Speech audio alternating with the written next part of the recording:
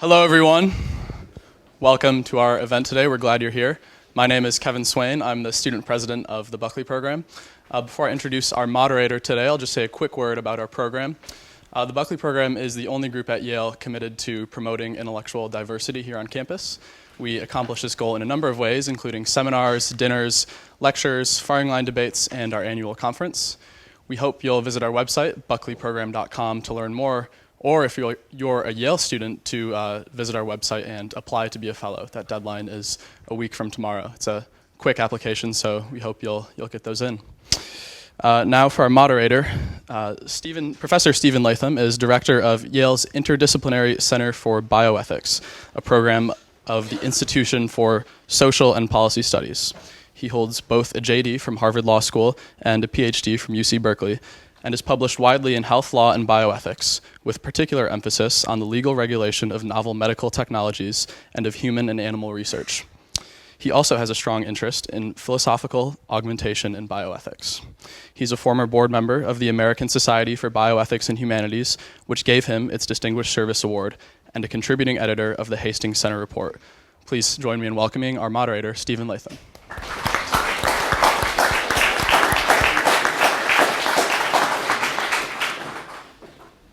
Well, thank you very much. Thank you for coming out. I'm sure we're in for an interesting debate. I'm going to say a little bit about the ground rules before I introduce our speakers.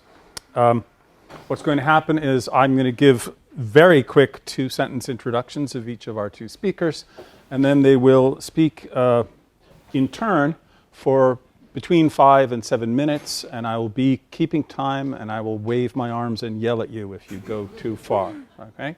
So between 5 and 7 minutes each to just begin with an opening statement to you all, after which I will start trying to prod our speakers with questions. Those questions might be responsive to what they have to say. I might ask them to address points made by the other, and so on. Since I'm called a moderator, I will not try to moderate them, but I'll try to be moderate myself. After we reach about, I am told, about 1:15, we will turn the floor over to all of you, and you will then have the chance to ask the speakers just questions. It'll no longer be debate, then it'll become Q&A format, although I imagine it will be kind of comparative Q&A format. So let me begin with some introductions. Over here we have Alexandra DeSanctis. Alexandra is a staff writer at the National Review. She writes about abortion, the Catholic Church, and other issues at the intersection of ethics and politics. She co-hosts the podcast Ordered Liberty with fellow National Review writer David French. She previously was a William F. Buckley Jr. Fellow in Journalism at National Review, and she's a graduate of Notre Dame University. All right. Jill Filipovic, I asked her that earlier, is a writer based in Nairobi and New York City. And she's a contributing writer for the New York Times and is a weekly columnist for Cosmopolitan, CNN, and her writings appear elsewhere as well. She formerly wrote for The Guardian and is the author of the book The H-Spot, The Feminist Pursuit of Happiness. Most of her work involves gender and politics and the law. She is also a lawyer and holds both a BA and a JD from New York University. So welcome, Alexandra and Jill. Do my masters in the Buckley program have an idea for the order in which these two are to speak? All right, in that case, I'm just going to, both by first name and last name, Alexandra comes up alphabetically first. So you get the first 5 to 7 minutes. I will, as I say, I will moderate vigorously if you come close. Do you want a time warning? Like a 1-minute finger or something? No, that's okay. Okay. Thank you. You may begin. All right. Good afternoon, everyone. It's an honor to be here. I'm grateful for the opportunity.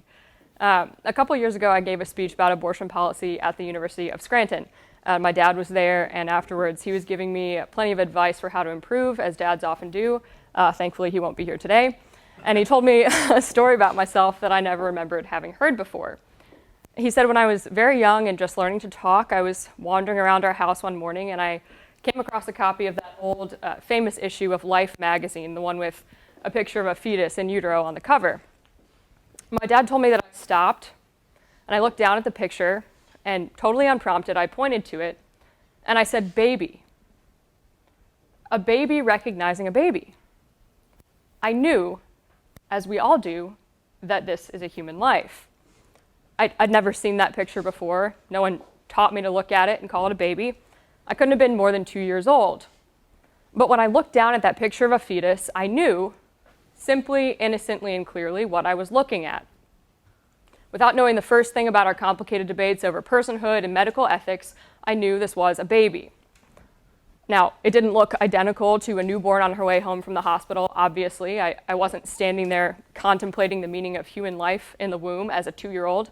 And as adults, we know that the reality of pregnancy for a woman means there's a distinction in location between an unborn human being and one that's just been delivered. But in essence, there isn't any existential, intrinsic distinction at all between that fetus inside her mother and that human being after she's just been delivered. This underscores the fundamental, coherent heart of the pro-life argument. Whether we call her a fetus, or a product of conception, or a clump of cells, or an unborn child, she is always a human being. Just like you and I, by virtue of her humanity, she possesses the right to life, and she deserves to have that right defended. She's much smaller than you and I are, of course. She's not nearly as developed, but you and I were once that small and underdeveloped too. You began your life as an embryo. You and I were each once a fetus. But she's still a human life. We know this on a fundamental level, don't we? When a coworker comes into the office and announces her pregnancy and hangs up an ultrasound picture on the wall of her cubicle, we don't say, hey, congratulations on your beautiful product of conception. We don't host parties for our sister's clump of cells. We ask when her baby is due. We host a baby shower. When these developing human beings are wanted, we acknowledge their humanity. We acknowledge that soon these individuals will be born, and they'll continue to grow just as they did in the womb, first into toddlers, then into children, and then adolescents and adults, just as we all did. But when these human beings are not wanted, we seem to forget, or we're taught to pretend otherwise. Now, you and I both know that women face all sorts of difficult, painful situations, the kinds of suffering that make abortion seem like an easy answer. Oftentimes, as women, we're told we'll never be free or successful like men unless we have access to abortion. A workplace full of discrimination, a life of financial hardship or abuse can make abortion seem like the best solution. Far too many women are pressured or coerced into abortion by their husbands or by their boyfriends or by their parents. Those types of coercive situations happen, and we should never downplay the suffering that many women face. But women deserve better than abortion. We deserve better than being told by the government, by medical professionals, by political activists, by bosses, by fearful parents, by controlling, cowardly men, that our success and our happiness depend on having the right to kill our own children. Because while you and I know that women face discrimination and abuse and suffering, you and I know too that every abortion ends an innocent human life. And it's rare to find an abortion rights supporter who will admit that and defend abortion on those grounds. I can't blame them. That's a difficult thing to do. So instead, we're told that while these unborn living beings might be human, they're not legal persons. Defenders of abortion rights redefine the definition of personhood, redefine our laws to exclude from personhood unborn human beings, the same way that personhood has been legally redefined throughout history to justify discrimination against women, to justify the powerful enslaving the weak, to justify the extermination of groups that the government doesn't like. We hear a lot about things like women's rights and women's health care and bodily autonomy, and gender equality and reproductive freedom, and the right to choose. But the right to choose what? We don't hear about the right to dispense with the life of an unborn human being. But of course, again, for whatever reason, that's what's being done. Instead, let's consider the fundamental question that abortion rights supporters rarely want to discuss. How do we draw lines when it comes to who counts as a person and who has the right to life? Think about the story I told a minute ago. I could tell, even as a toddler just learning to talk, that I was looking at a baby. But somewhere along the way, we're taught that an unborn human being isn't a person and doesn't deserve the right to life for all sorts of reasons, whether because she'll be born with a chronic health condition or a disability, or because she's too small to look like a human yet, or because her senses and her consciousness have yet to develop, or because she doesn't have a heartbeat yet, or brain waves, or fingerprints, or the ability to breathe outside the womb. That she doesn't deserve the right to life because maybe she'll be too expensive, or because of how she was conceived. That she doesn't deserve the right to life because she's a girl and not a boy, or because she's black and not white, or because she's been diagnosed with Down syndrome. That she doesn't deserve the right to life because her mother or her father simply doesn't want her. But she's the same human being. By virtue of that humanity, she possesses the right to life, and we ought to defend it. Thank you. Am I supposed to sit? And now we will hear from Jill. Great. I have not timed this, so if you could give me I the will 1 give you minute a wave. 2 and a 1. I would appreciate that. Hi, thank you all so much for being here, and to the program for having me, and Alexandra for being a worthy debate opponent. So I want to start with a story.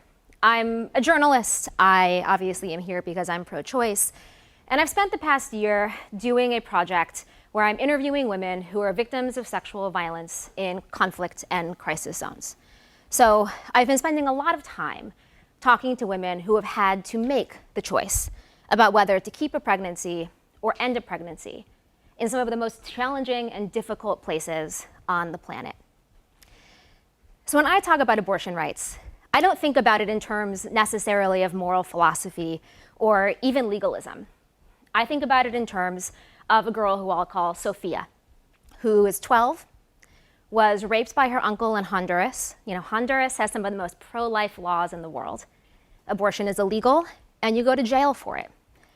A woman whose life is threatened by her pregnancy still cannot get a legal abortion in Honduras. Sophia was 12. She was a rape victim. She was small, so the pregnancy was complicated. And she was still legally required to carry that pregnancy to term. When I interviewed her with her mom, we talked about her pregnancy and whether she even really understood what was happening. By that point, she was about 7.5 months, very, very visibly pregnant. And her mom told me that when the doctors first told Sophia she was pregnant, she had, a baby in her belly, Sophia asked, "Can I have a doll instead?" This is the reality of a pro-life nation and of pro-life laws. We know a few things. We know that abortion rates are lower in countries that have liberal abortion laws. We know that they're highest in countries that have the strictest abortion laws. And that's in part because countries that restrict abortion don't just restrict abortion. They make it harder for women to access contraception. They make it harder for women to access accurate information about sexual health. They tend to be more culturally conservative around sex generally and around gender roles. We know that in countries where abortion is legal, where often it is funded by the state, you also have generally really widespread and affordable access to things like birth control, including long-acting birth control. You tend to have better sexual health education. You tend to have a culture in which sex isn't treated as shameful, and gender roles aren't looked at as quite so narrow. And we know that that's the path to lowering the abortion rate, decreasing abortions. I am pro-choice. Most women don't want to be in a position where they're having to make the choice of whether or not to end a pregnancy, right? But it's feminists and it's pro-choicers who have come up with the most effective ways to make abortion safer and to make it less needed. We also know that where abortion is illegal, women die. 22,800 women die every year from unsafe abortions. Many, many more are injured. Many more face incredible stigma. And yet we know that abortion opponents in the United States oppose the very tools that are the most effective at decreasing the abortion rate. So why? I mean, feminists have an answer to this, right? We say opposition to abortion is about more than abortion. You've probably heard this before, that it's about a broader conservative framework around sexual morality and gender roles. This is put in the shorthand of opposition to abortion is about controlling women's bodies, right? So the evidence to this is clear enough. Opposition to abortion tends to go hand in hand with conservative views about gender, including the view that the nuclear family is the ideal institution for child rearing and for social organization, that men and women are fundamentally different but complementary. We see it in the total lack of effort among US pro-life groups to do anything to prevent the need for abortion. There's not a single major pro-life group in the United States that supports widespread access to contraception. We also see it in the lack of effort on behalf of pro-life groups to make it easier for women to choose to have children and choose to parent. We don't see a lot of support for the kind of family policies that would make it easier, especially for low-income women, to decide, yes, I'm going to have this baby, and I can do so in a way that feels safe and healthy and good for my whole family. So on the anti-abortion side of things, we hear that it's about life. When Alexandra just gave a lovely talk about how the sort of fundamental issue that pro-choicers apparently don't want to touch is this question of where life begins. And I think for a lot of pro-lifers, this is a sincerely held belief, right? Or at least they say it's a sincerely held belief, that life begins at the moment of conception. But does this hold up? If life begins the moment a sperm fertilizes an egg, if the life of a fertilized egg is just as valuable as me or as you or as a 4-year-old child, why only focus on abortion? Why not focus, for example, on IVF? We know that there are probably close to 1 million frozen embryos sitting in the United States today. For each of those embryos, there were dozens of eggs fertilized and then discarded. And yes, the Catholic Church opposes IVF, and in some corners of the pro-life movement, there is opposition to IVF, but it's hardly leading the legislative charge, right? We're not really seeing the same amount of effort to outlaw IVF as we are to restrict abortion. There's also the simple fact that more than half of fertilized eggs naturally don't implant and are flushed out of a woman's body. That means that more than half of the human population is dying often before women even know that they're pregnant. And what pro-lifers will say is, well, abortion's intentional and that's not. If we had a disease that was killing 50% of all 4-year-olds, even if it was natural, I think we'd be looking into it.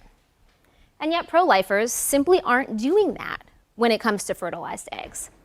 They focus on the moments in which women are making the choice. So I would suggest this is much less about life and much more about social norms, about keeping women prescribed to certain social roles, and that whatever your opinion is on the morality of abortion, the reality is that abortions happen. They're simply more dangerous and more common where abortion is illegal and pro-life ideology reigns. Thank you. Very much. So, not sure how to should we both technically stand proceed. up there? Yeah, I think maybe we should both just stand up because I'm going to ask some questions and your answers to them might be short.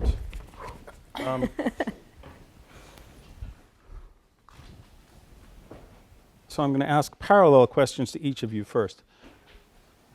Alexandra, is there no voluntary abortion that a woman can choose that you would concede is morally justified?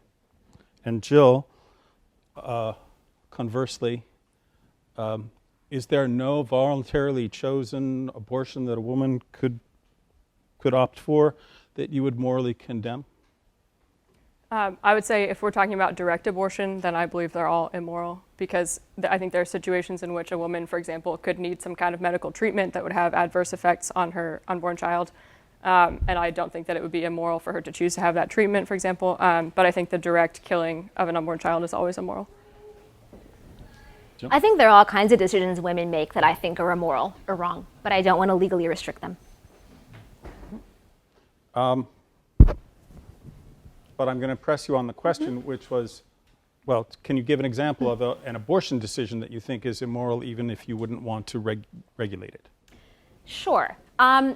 So, I mean, one thing Alexandra mentioned was sex-selective abortion, right?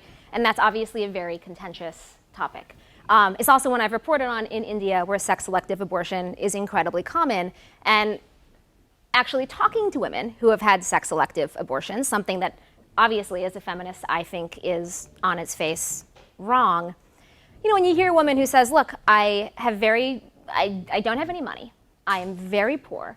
The way that it works here is if I have a son, I will be supported for the rest of my life, and if I have a daughter, I won't be. And I've had a daughter, I've had 2 daughters, and I can't afford to have 5 more kids until I have a son. Look, do I think that that is the most morally righteous choice in the world? Is it easy for me, from where I sit, to judge that choice? Yes.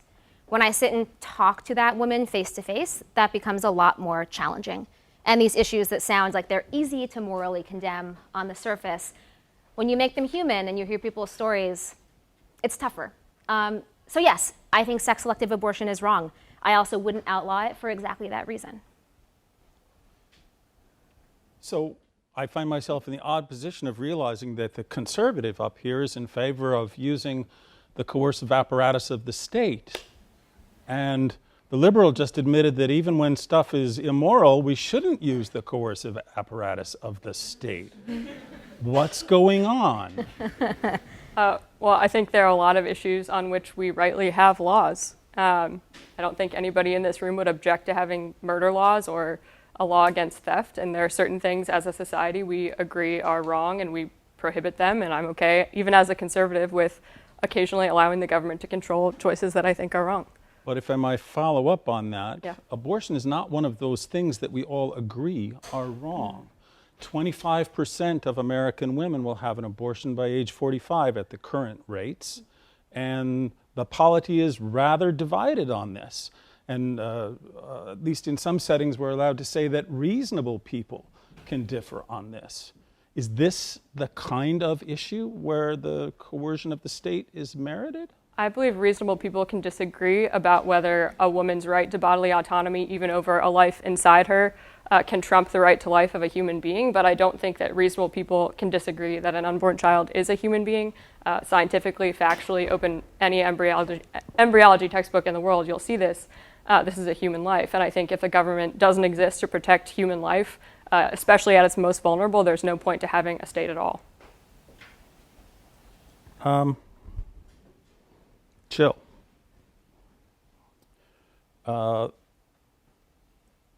I teach in bioethics, and bioethics is often accused, and I think sometimes rightly accused, of taking positions that are inimical to and offensive to persons with disabilities. Mm-hmm. We're often in favor of physician-assisted suicide, for example, where the disability lobby is one of the major forces opposing assisted suicide laws in the United States. There is a bit of a sub-debate in the abortion area about abortion for fetal anomaly. Mm-hmm. How do you respond to the disabled critic of abortion for fetal anomaly, who says, you know, if my parents had aborted me, I would not exist, and I have a life worth living? What's your response to that kind of argument? Well, as a general rule, I am opposed to kind of reasons-based restrictions on abortion, right? So I think that women should be able to decide whether and when to end a pregnancy up until the point of viability for sort of any reason she chooses. And so if fetal abnormality is within that set of reasons, I don't see why we need to differentiate it. You know, that said, I think the disability rights community raises really important points when it comes to whose lives in society we value. And that problem doesn't begin and end with abortion. That is a society-wide problem, right? Like, how much are we able to make sure, and I sort of alluded to this in my opening statements, but making sure that women and families who want to have children are able to parent those children. And part of the reality that families face now is that we do not have a system that provides what families need, especially when it comes to raising children that have particular challenges, that are born with disabilities. I wish that we lived in a country that did offer that support system. And I will say that, the folks on the pro-choice side of the aisle are the ones that are really advocating for that and for those kind of systematic changes. Again, what I'm seeing from the pro-life side is an effort to restrict women's choices on the front end and not give us many options on the back end, which doesn't make a lot of sense to me. All right, Alexandra.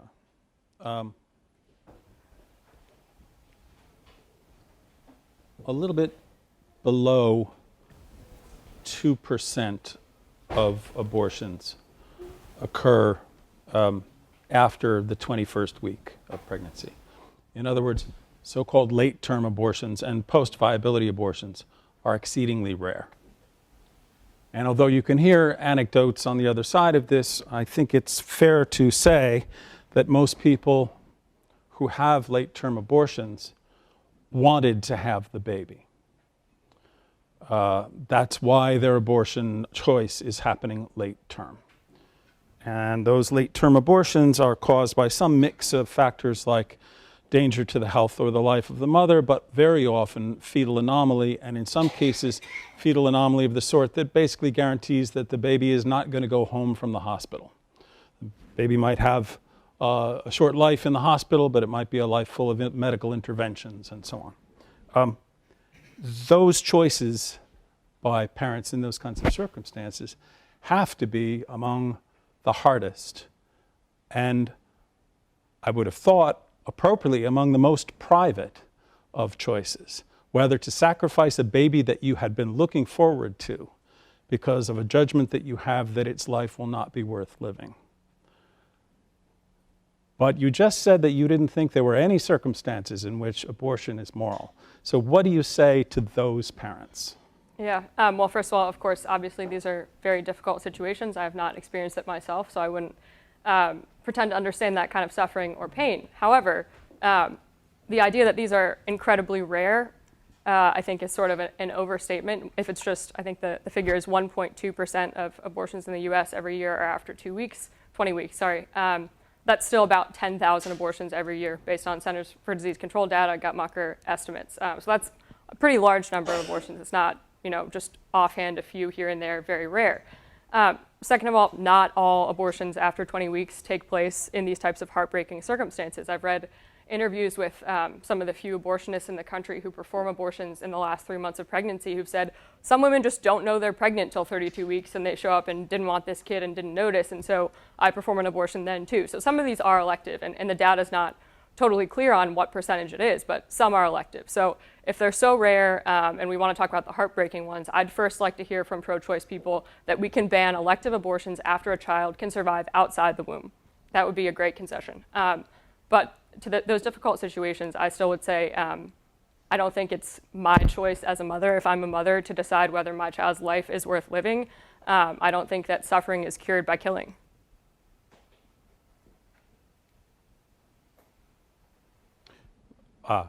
Sorry, this isn't an abortion question.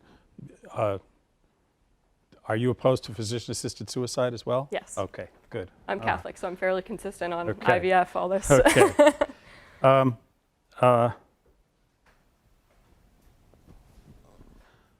So I'm curious what both of you think about this, and this is a little meta question.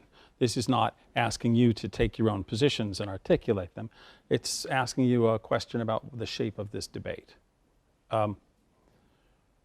We've got the lowest abortion rate in the history of measurement of abortion rates, and there's reason to believe that it's lower now than it was before we were measuring. Why, then, is the abortion debate that we're having so much more heated now than it was even in the years immediately following Roe? And why is the polarization worse now? Right? If we think about what was going on before Roe was decided, what we see is a small number of states liberalizing their anti-abortion laws by adopting therapeutic abortion statutes that permitted abortion in the case of rape or incest or danger to the life of the mother, or only in very early term pregnancy, those kinds of things. A number of states sticking to their rules, their strict criminalization rules of abortion. But today, the laws that we're seeing states put into place are much more vehemently positional. Many of them are obviously unconstitutional under current law, and yet they're being opposed and proposed and approved by states anyway in a much more aggressive way than previously. I'm thinking of things like fetal heartbeat laws and so on, or fetal pain laws.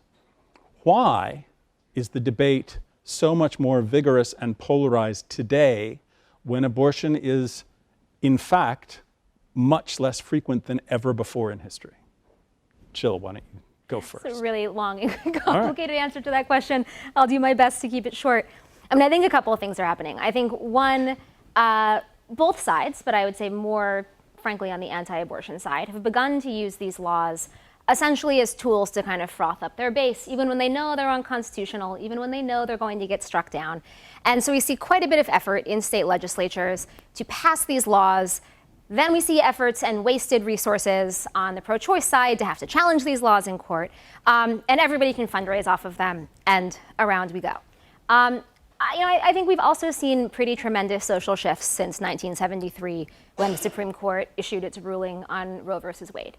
And I think the way that social conservatives see those shifts and progressives see those shifts are really different. So, what I see is a universe now in which abortion is legal, contraception is not as accessible as it should be, but quite widely accessible and legal. And I see more women in the workplace. I see more opportunities across the board. I see a country that I still think is quite imperfect when it comes to things like gender equality and things like racial equality, but that I think is more or less, with some significant backsliding, moving in the right direction. And I think what social conservatives see is a great undermining of what was a better system. So a system that was focused more on the nuclear family, where there were distinct social roles, both for men and women and for racial groups. I don't think it is an accident that the sort of broad evangelical pro-life movement came partially out of the pro-segregationist movement, that you had leaders like Jerry Falwell, who were these sort of very far-right racists, who then kind of jumped on the anti-abortion bandwagon and brought evangelicals with them. I think that abortion has very much become a galvanizing social issue for a base that previously, I think, may have been a bit more upfront or honest about some other sort of social changes that they felt hostile towards.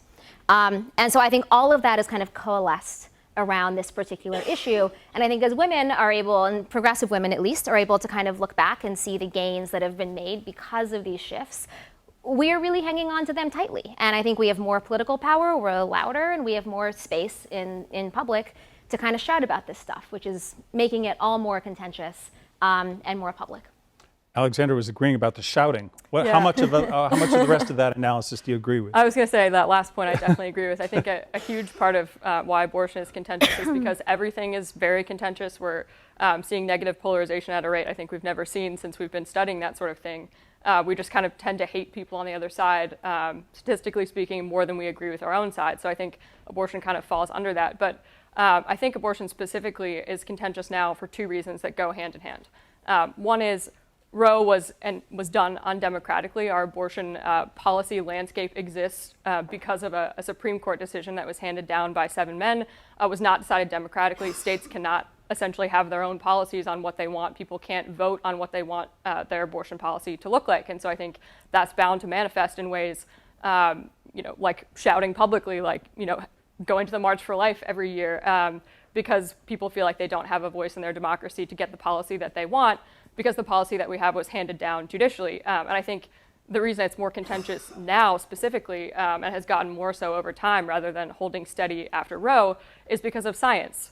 Our generation has grown up seeing ultrasound pictures. We've grown up seeing news stories about 22-week fetuses delivered who survive outside the womb, obviously with intense medical help oftentimes, but grow up to be healthy. And when we look at things like this, I think more and more of us perhaps are not in favor of restricting abortion throughout all of pregnancy the way I would be, but we understand that this is a human life at some point, and we're more willing to draw a line somewhere.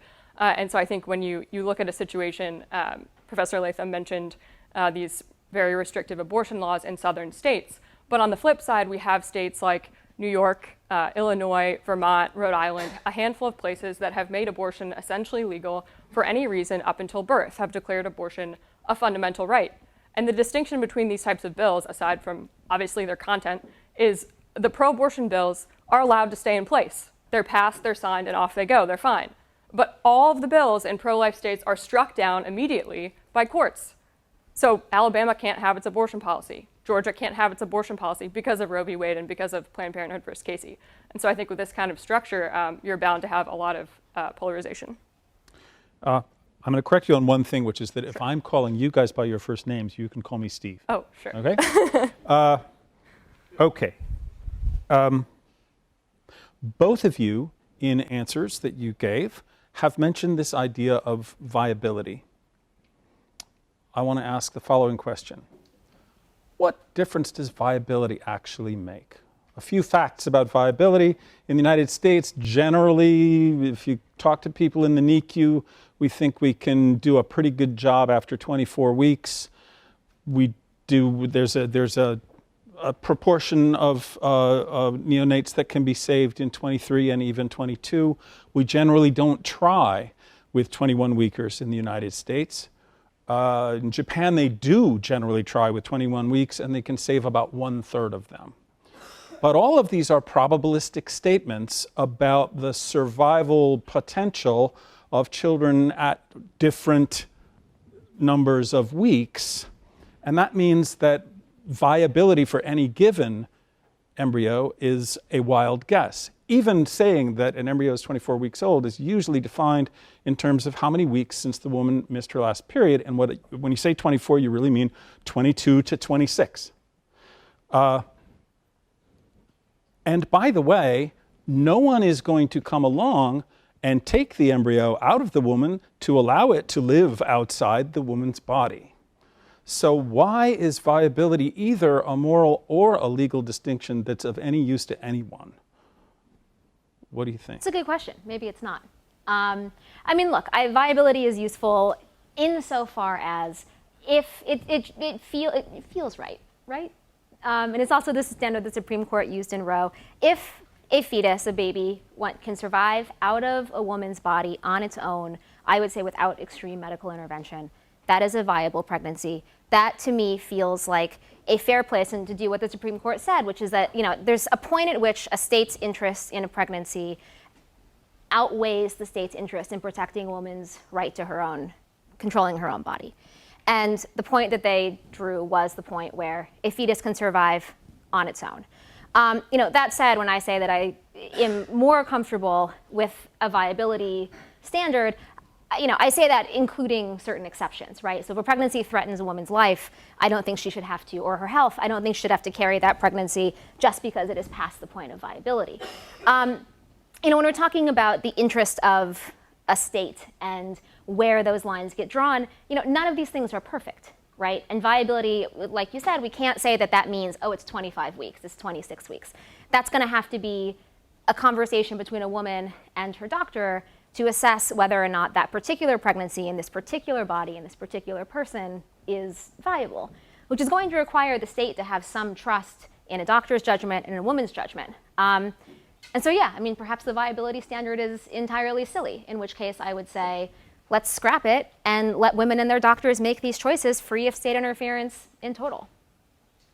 Alexandra? I don't think the viability standard is particularly helpful. I think we have it, like Jill said, just because that's what was created in Roe. The trimester framework that was created in Roe is not based in science, not based in medicine. It's totally made up. So the idea that this living thing, again, which exists from the moment of conception, somehow magically changes at the 3rd month and then somehow again at the 6th month, and then when it's born becomes a different entity that now has more rights as it goes along, I think is nonsense, which is why you have people like Professor Peter Singer at Princeton who thinks that it should be legal, who thinks it's ethical at the very least, to kill a newborn or an infant up till the age of 2.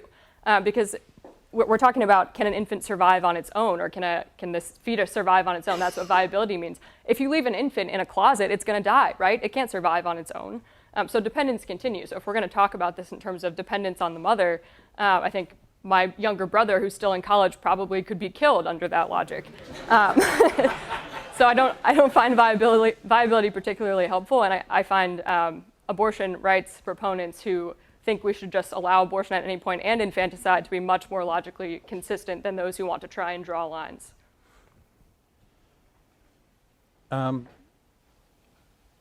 Another one for Alexandra. If the state is going to make a woman have a baby, doesn't that imply that the state should also supply the woman with some support in raising and caring for that baby?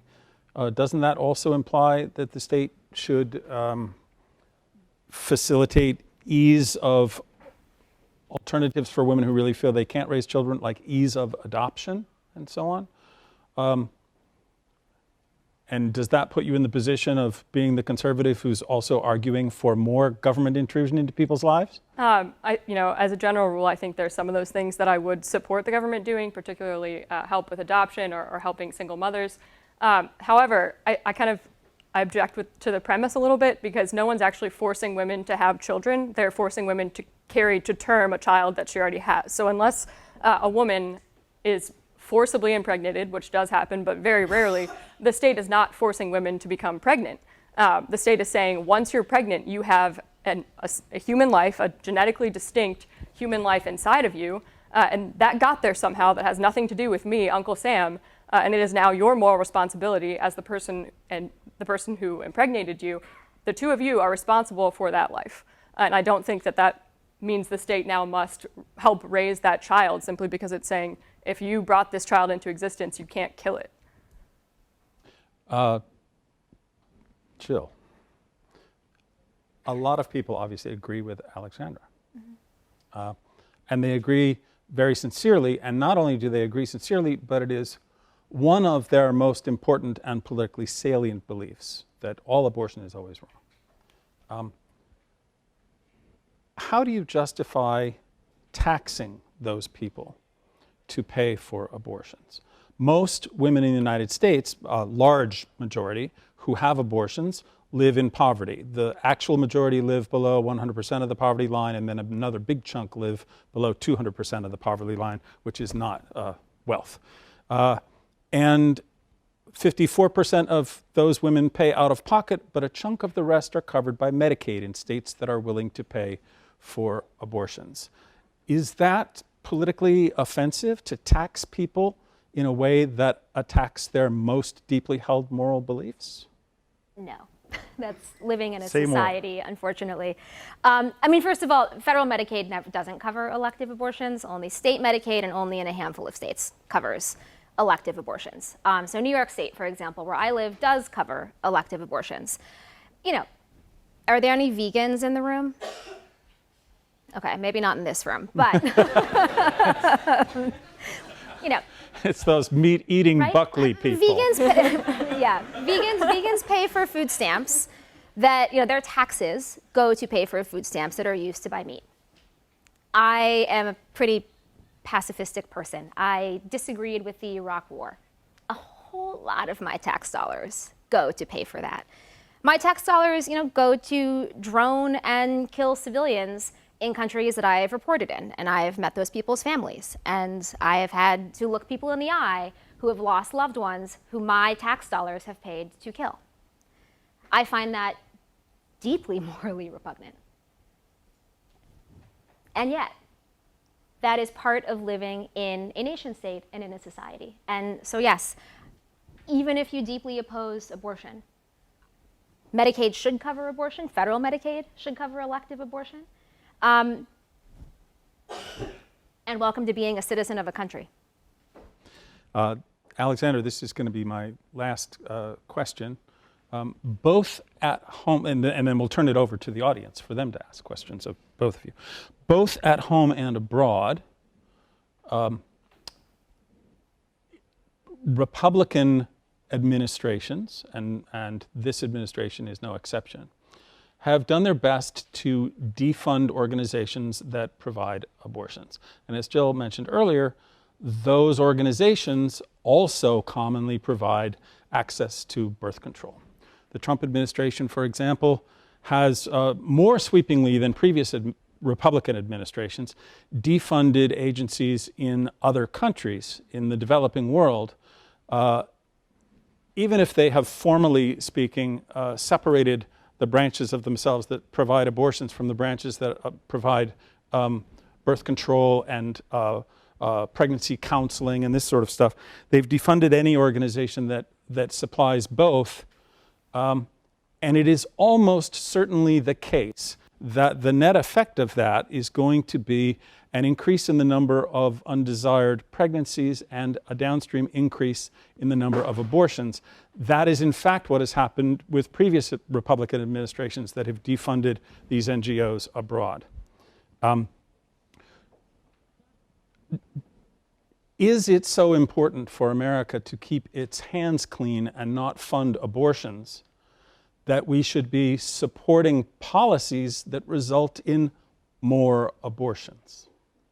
Yeah, I'm just going to accept that you're right about those statistics because I don't know enough about it to know whether that's the case. But even so, I think we could say the same thing at home. We could talk about Planned Parenthood and so on. Right. There's a tension between defunding folks because they're involved with abortion and a downstream net increase in abortions because of unplanned pregnancies. Right. I think it's not necessarily a matter of keeping our hands clean. I think we have policies because they send a message about what is right and what is wrong. And so we don't get rid of our murder laws, again, to use that example, or our laws against drug dealing or killing people during a drug deal because it doesn't work. We have policies because they tell people what they ought to do and what they ought not to do. And those laws are not deemed correct or moral or ethical or valid by whether or not people follow them. And so I'd like to study more and report more about the effects of those laws and think of ways to craft policy to decrease abortion while outlawing it. I don't think that negates the importance of having a policy that says this is human life and ought to be protected and we ought not to fund the provision of it. Ladies and gentlemen, over to you. There's a microphone there.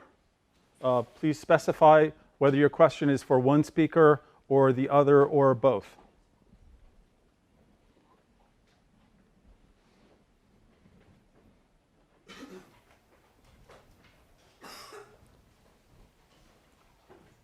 Thank you very much for coming and being here today. This is a question mainly for Mrs. DeSanctis, and it's following on from the final one here. And this is that if one of the best ways to reduce the number of abortions in the United States was to increase the prevalence of contraception and increase the sort of education and sexual education in high schools and middle schools, would you be in favor of more of that if it led to a proven decrease in abortions? That's something I've thought about a lot. I don't have 100%, I know for sure what I think answer for you. My inclination is to believe, I guess I just sort of have a gut sense that actually isn't the case, that it would work that way. But I think that abortion, to my mind, is a much graver moral evil than the use of contraception. Again, as a Catholic, I'm very consistent, but I don't think that the state should outlaw birth control. So I think I would focus on an abortion policy that prevents abortion, and if we could do that in a variety of ways without forcing people who believe contraception is immoral to fund it, I would be okay with that, but not the forms of contraception that can act as abortion-inducing drugs.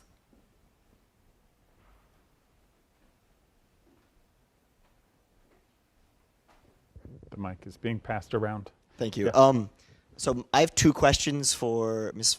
I can't. It's okay, Jill. Jill, thank you. About reasons-based abortion and about IVF. Mm-hmm. So the first is, you said that essentially you don't want there ever to be restrictions on why women get abortions, even if it's morally repugnant. But the government seems to do this for other cases. So, one very controversial one a couple years ago was, let's say, a Christian bakery can't deny a gay couple a wedding cake, or perhaps more obviously, like race-based denial of service is not acceptable. So why is abortion the particular example why reason shouldn't matter, if only because we don't want to get too in the weeds there, or is there something else? And then for IVF, why it seems like we make moral judgments about the value of humans even while recognizing that they're still human. So why is IVF uniquely different? So like an example would be like, if my mother was off a cliff and there's a stranger, I'm going to save my mom, even though I recognize the other person's humanity. So why is there this equality? Why the logical jump from like a fertilized embryo is a person to we must treat them morally equally to like a newborn? Where do you get that? Well, so I mean, I obviously don't think we should treat a fertilized egg as morally equivalent to a newborn. I'm characterizing the anti-abortion argument, right, which says that life begins at conception. And even within the sort of anti-abortion argument, I would guess that most people who oppose abortion would say that it is wrong to have an abortion even in the first, 3 weeks of pregnancy when you're talking about an embryo, right? Alexandra, is that a fair? Okay. And so the question I was posing is, well, why the focus then so sort of solely on abortion and not on the huge number of embryos that die either naturally getting flushed out of a woman's body or via IVF? That to me, that just strikes me as deeply hypocritical. And it's not the same as talking about your mom's hanging off a cliff versus a stranger. We're all we're talking about kind of all strangers here, right? And yet the anti-abortion movement hyper focuses on the one and not the many others. And sorry, what was your first question? Reasons for abortion. Oh, how can you restrict? Yeah, so. Why shouldn't we restrict even if we restricted for other things? Well, because we don't really, I think that's are kind of apples and oranges, to be honest. Like when you're talking about the Baker case, that's talking about how we treat protected classes of people and rights to discriminate or not. There already is basically the right to discriminate in the provision of abortion. Doctors and nurses are not legally required to provide abortions that they don't want to give. So, if there's a nurse who says, I don't want to do this abortion because it's too late in the pregnancy and I object to that, or I think this woman is having it because she wants to go skiing or whatever, that healthcare provider is already protected to make that decision. What we're talking about, and I think what you're asking about reasons-based abortions, are broad restrictions that essentially the government would say, women can't, you can have an abortion because you've been raped. You can't have one because you're too poor to afford another child, right? That's just, I think, a completely different framework than anti-discrimination law. And so I guess I'm not totally clear on how to answer that question because they're two wholly different Well, I think the idea is that there are cases in law where we judge people by the reasons they have for doing an action. Why shouldn't abortion be one of those cases? Okay. Because I think I sort of mentioned this earlier, the one sentence reason that a woman gives for having an abortion, first of all, basically just never captures the entire story. And I think once we get into judging these really, really intimate decisions that people make, we are A, getting into very dangerous territory, and B, I think we're discriminating. Then I think we're infringing on functionally the reason why abortion is legal and should be legal, which is that a woman should have sovereignty over her body. And for whatever reason, she does not want to be pregnant. I just don't think that's the state's purview to be getting into that any more than it's, the state's right to tell you what you do, in the privacy of your own bedroom. I think it's dangerous. I think it's also fundamentally misogynist to suggest that the state knows better than a woman who's pregnant whether or not she should carry that pregnancy or can carry that pregnancy to term. Since we mentioned the moral status of frozen embryos a couple of times, I wonder, Alexandra, whether you have the view that a frozen embryo in vitro has the same moral status as a frozen embryo in utero. A non-frozen embryo in utero. I do believe it has the same moral status intrinsically. I think it might be complicated by its location in a woman's body ethically to some extent, but that doesn't change its intrinsic value. Then I'm going to ask a follow-up question because you mentioned Peter Singer. Yes. I've heard Peter Singer be asked this question about rats, but I'm going to ask it to you about embryos. Oh no. Let's suppose you were in an IVF clinic on an informational tour and there was a 2-year-old there and the place started to burn and you could run out of the door with the 2-year-old or with a tray with 100 frozen embryos in it. Yeah. What would you run out the door with and why? I've heard this one before, and I'm going to bring Yeah. up the mother and the cliff thing because I think that's Yeah. the answer. First of all, I think that one life is as valuable as 200 lives. I don't think you can equate lives like that. But second of all, That's another good reason for you to disagree with Peter Singer. I do very much on a lot of things, but I think he's consistent. But secondly, if my brother, or let's say I had a kid, my 2-year-old kid was in a room on fire and there were 5 people in another room on fire, and I saved my brother or my kid, that wouldn't make the 5 people inhuman. That wouldn't mean that I think they don't have moral worth. It would just mean this one has more value to me right now, and I want to save him. All right. More hands from the audience. There's a gentleman after this. This gentleman's been waiting for a while too, if you could. So this question is directed towards both of you. And I think we can all sort of assume where you will stand, but also ask it. So I'm wondering what legal role, if any, you both think that a father or B, a pregnant minor's parents should have in this decision. Yeah. Do you mind if I start? I think that I support parental notification laws, and probably parental consent until 18 laws, just because that's generally how our law is structured in terms of kids' decisions. A minor can't, have Advil on a school trip essentially without parental consent, but she can go get an abortion without. I don't think that really makes sense.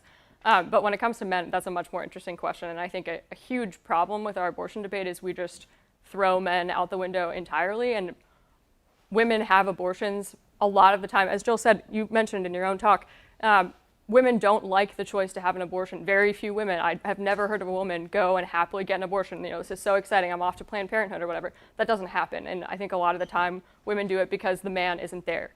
And I think that's a huge problem. I don't know how I would address that through public policy.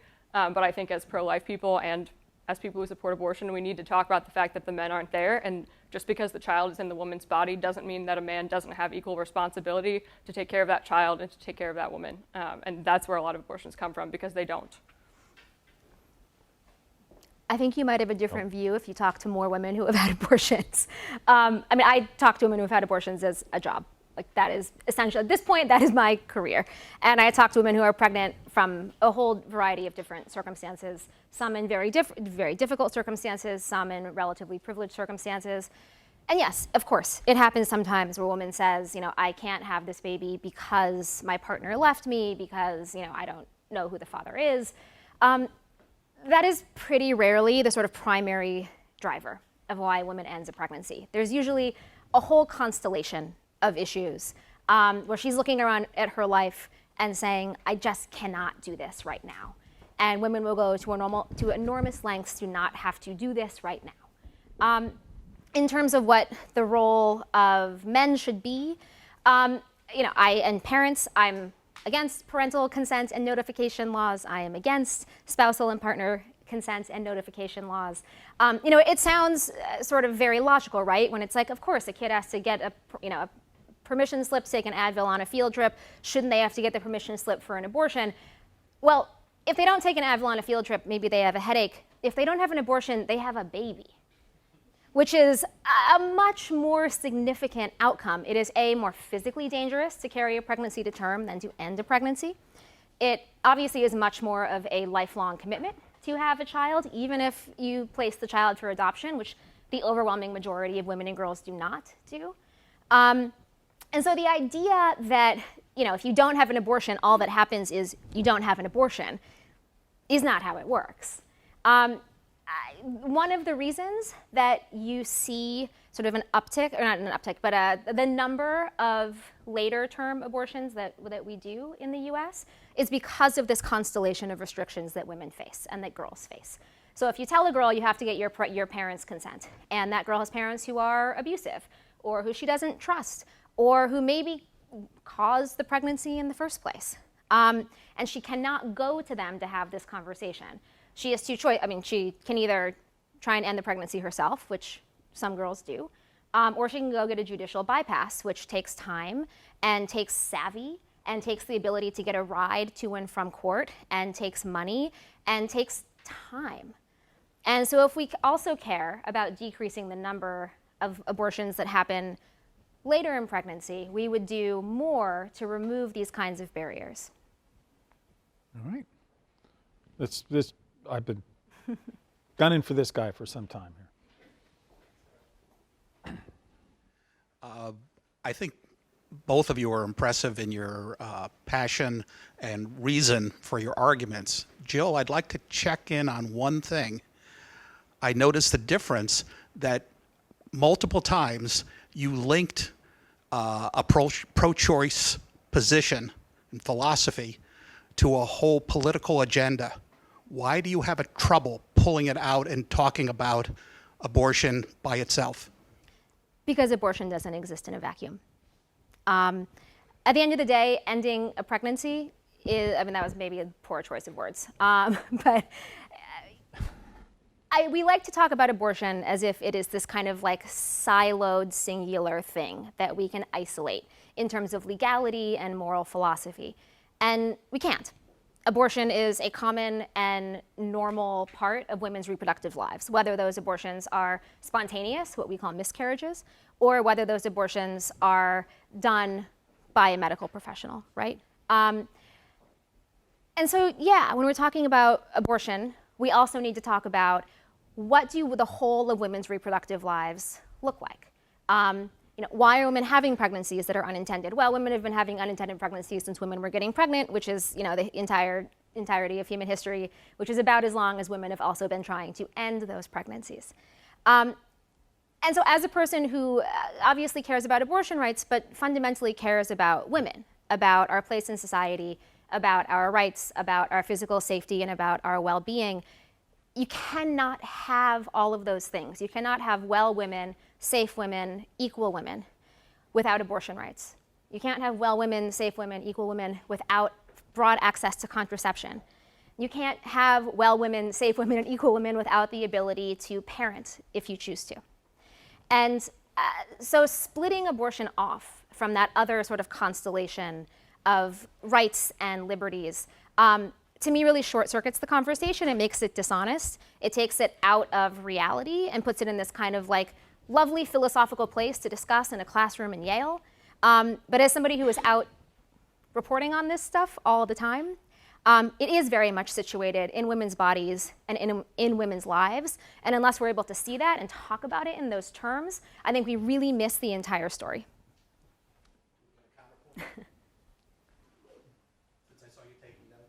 No, I think I actually kind of agree with that, but sort of in an inverse or corollary sense. I think abortion, really terrible choice of words, but I can't think of a better way to put it right now, does not exist in a vacuum. Abortions happen for all sorts of reasons, and I think as pro-life people, we need to recognize that overturning Roe and having a human life amendment, if that's our ultimate goal, does not get rid of abortion. And we have to do a variety of other things to address the reasons why women, very honestly, often feel like they need abortion. I think we have to help women in a variety of ways understand that they deserve better. All right, so my question's for Ms. Filipovic, Jill. So earlier you made a statement about a small sect of the pro-life movement at its beginning coming from racial notions of segregation and whatnot.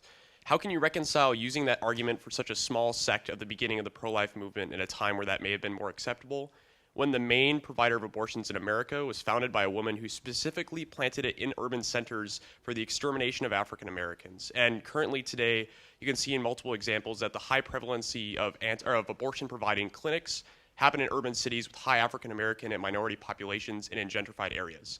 And also with recent watchdog groups finding that you can specifically go to Planned Parenthood and donate money to the specific extermination of a specific race.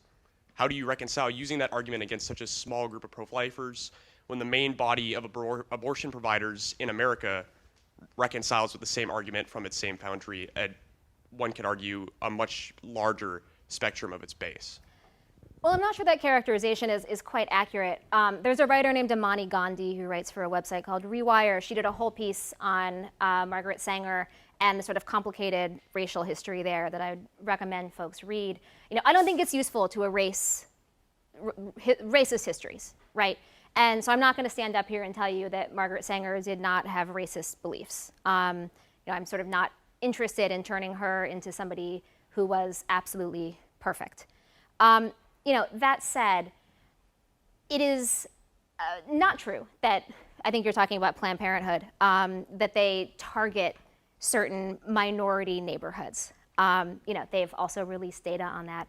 That's false. I know it's a big talking point among anti-abortion folks, but it's not true. The reality is, when you actually look at who is able to access abortions in the US and who wants them, what you end up seeing is that women who have less privilege, whether that is racial privilege or economic privilege, and those two obviously are often intertwined, are often not able to end pregnancies as easily and, frankly, as safely as women like me, who are white and educated and upper middle class. So yes, there are huge racial gaps when it comes to abortion provision, but it's not a matter of, Margaret Sanger was racist and Planned Parenthood is trying to exterminate the African American race. That is, frankly, slanderous. I think it's deeply offensive to black women who end their pregnancies. It essentially suggests that African American women are committing genocide against their own children. When I see the kind of pro-life, like black genocide movement, that is what that's saying. Yeah, I think it's fundamentally an offensive and racist argument. And to me, again, the sort of fundamental issue is that when you look at things like access to contraception, who is able to plan their pregnancies, when you look at who is able to choose to parent in safe spaces, who is able to afford to parent children that they want to have, you see enormous racial gaps in this country. And what I see are feminists and pro-choice advocates working pretty hard to try and change that landscape. And what I see is the Republican Party, which is allied with pro-life forces, working pretty hard to make that more difficult.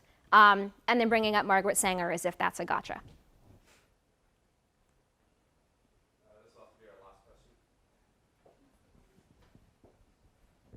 This question is for Jill. What would you say is the point of having children?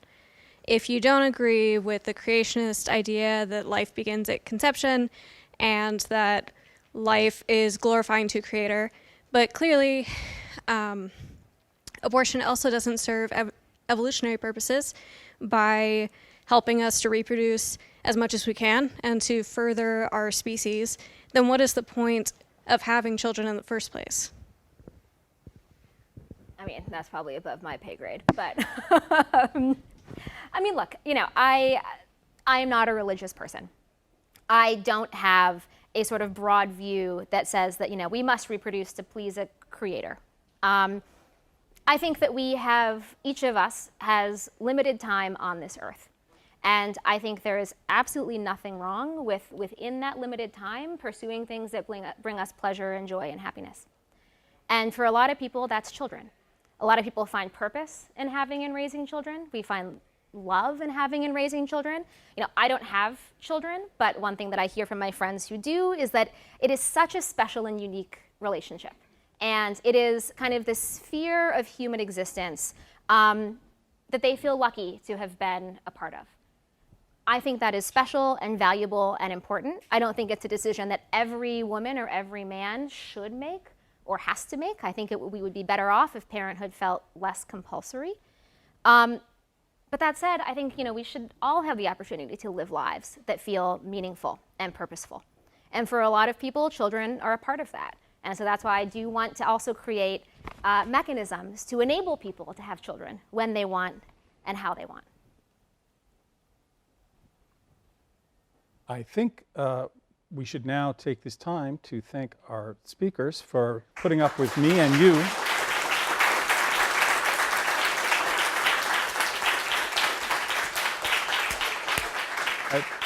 I think it's terrific that we've managed to completely resolve this issue. And I thank the Buckley program for having me to do this, and remind you of the deadline for the Buckley Program Fellowship, which is next week. So if you're interested in pursuing a Buckley Program Fellowship and you're a Yale student, you should go to the website, which is buckleyprogram.com. There you go. Thanks, everybody.